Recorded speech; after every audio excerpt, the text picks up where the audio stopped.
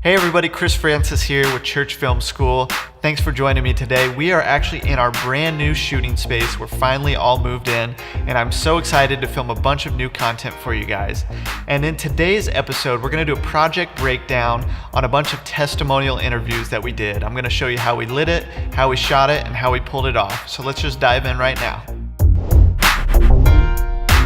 Alright, so here's the look that we ended up being able to get. This was art directed by the client. They really wanted the twinkle lights out of focus, and there was going to be no B-roll with these testimonials. So what we ended up doing is a 2-camera shoot, and to give the editor some options, we had to do a second camera angle so they could cut down the stories. But the problem that we had is that the room we were in was pretty small. It was just a hotel conference room and not a big video studio like I would have preferred. And in order to get those out of focus twinkle lights to just really have some nice bokeh, we needed to be on longer lenses, which meant that we needed to get even further away from the talent and the background.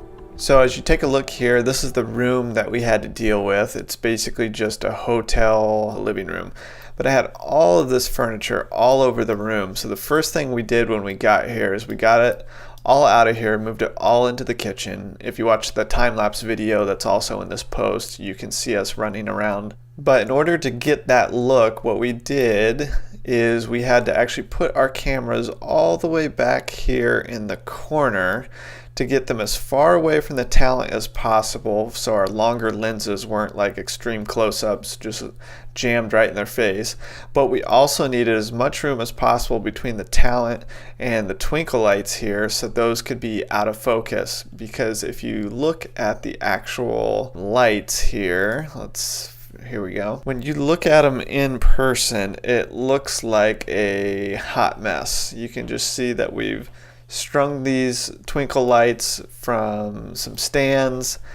If you were to walk into this room and like the people that we were interviewing was, you'd probably be like, this looks like a complete mess. But that's why it's important to know what the camera is going to see versus what your eye is going to see. So back here to the diagram, you'll see that our cameras are here all the way back in the corner. One of the biggest mistakes that I see filmmakers do is they'll walk into a room, there's a window right here, and you're like, oh, that's got some nice light shining here. Let's put our talent right here. Start that over again. Let's put our talent here and our camera here, and we'll get some nice light from the window and it'll look great. But the problem is that you're only a couple of feet from this wall, and you're just going to get a really flat looking shot, and the wall is going to be completely in focus. So regardless of how big of a room you give me, whether this is a football field 100 yards or this is a 10 by 10 room, you can almost guarantee that you are going to find me all the way backed up in the corner. And that's for 2 reasons. One is I'm a huge fan of depth when you're in a physical space. I think it just always feels better. It gives more character to the room. Oftentimes I'll be over here in the corner and I'll be shooting where we'll see both walls. You can get some leading lines with some of the artwork or the walls, especially if your talent is here, just to help direct the viewer's eye. And the other thing it does is it helps you control the focus better. So by having your talent so far away from the wall and your camera so far away from the wall, you can really control your depth of field. Even if you're using a wider lens, it's way easier to get your focal plane nice and sharp here and then have everything out here be soft and out of focus. As you look here, you see us all the way back here in the corner. It's never comfortable, and I almost always regret putting myself in a corner, but the shots always look better. So here we are in the corner. We've got the Canon C200B as our A camera on a 50mm lens, getting the I guess the master shot. I wouldn't quite call it a wide shot. And then we've got the Canon C200 on a Canon 85mm getting the close-up. And if you watch the time-lapse, you'll see me moving this camera a lot. Sometimes I come a little bit more over here at an angle just to make the angle look different enough from the A camera. All right, so let's talk about our light source here. Again, you'll see this in almost all of my shoots. We've got my fancy handy dandy frosted shower curtain. I think I got it from Marshall's for like $4.99 on clearance. It's just a frosted shower curtain, that's all it is. One of these days I'll spring for an actual quarter diffusion in a frame, but this has done me good for several years. So when it starts to get a little old, just go buy another one. And behind this frosted diffusion, we have what I like to call our China Flows. They are basically Chinese knockoff of Kinoflow Diva lights. They're fluorescent lamps, daylight temperature, and as you can see Rico here, he's putting on full CTO gels, which is just going to turn that from daylight to tungsten. And since our twinkle lights that were going to be back here are tungsten and we were going to dim those and those are going to be really orange, we wanted to make our key light orange as well. And then we also covered up the windows on both sides just to get rid of all daylight and really control our spill and our color temperature.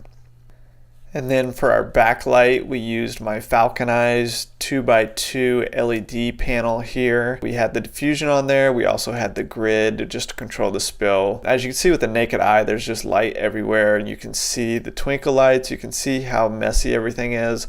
But I knew that if we could keep the contrast ratios where I needed them, by the time that this would be on camera, you wouldn't be able to see these wires or these cords, and everything would just go to black and you'd just get the twinkle lights out of focus.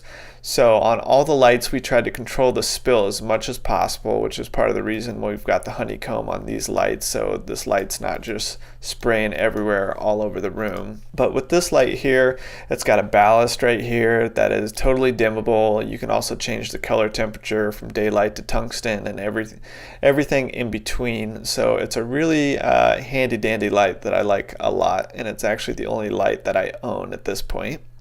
And then we also had a couple of 4x4 floppies here trying to control the spill of the light. You can see here, since we've got the diffusion on here and there's no grid, this light is just spilling everywhere.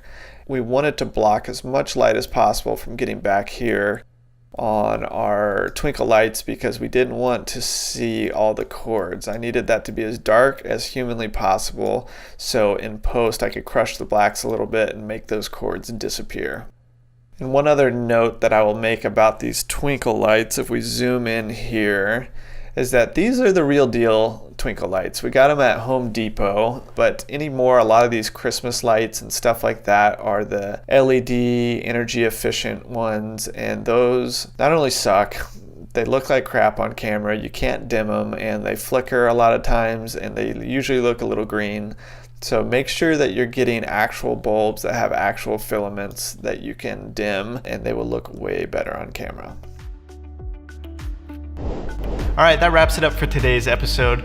If you have any questions, leave them in the comments below. I would be more than happy to try my best to answer them.